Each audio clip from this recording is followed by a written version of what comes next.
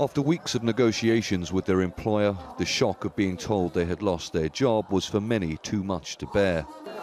The United Nations Refugee and Works Agency in Gaza says lack of donor funding means it doesn't have enough money, and so jobs must go.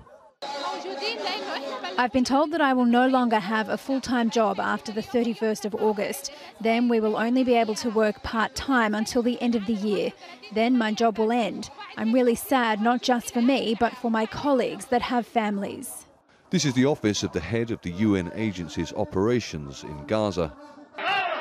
Matthias Shamali was chaperoned out of the building on Monday night by Hamas guards, protecting him from the angry crowd.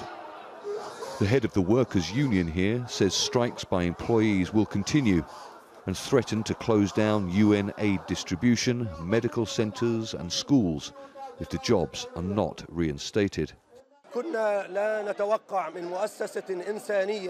We were not expecting this from a humanitarian organisation like UNRWA. We've tried to find a solution for 3 weeks since negotiations started, but it looks like they had their own agenda from the start. The UN Refugee and Works Agency says it needs around $217 million to sustain its work in Gaza this year.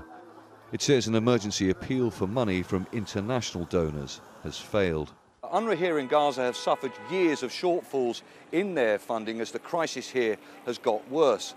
This latest announcement not only has devastating implications for Palestinian employees at UNRWA, but potentially for UNRWA's work in general across Gaza as the people here continue to suffer Israel's blockade. More than half of Gaza's population relies on humanitarian aid from the UN organisation. The job cuts show just how desperate the situation has become in Gaza.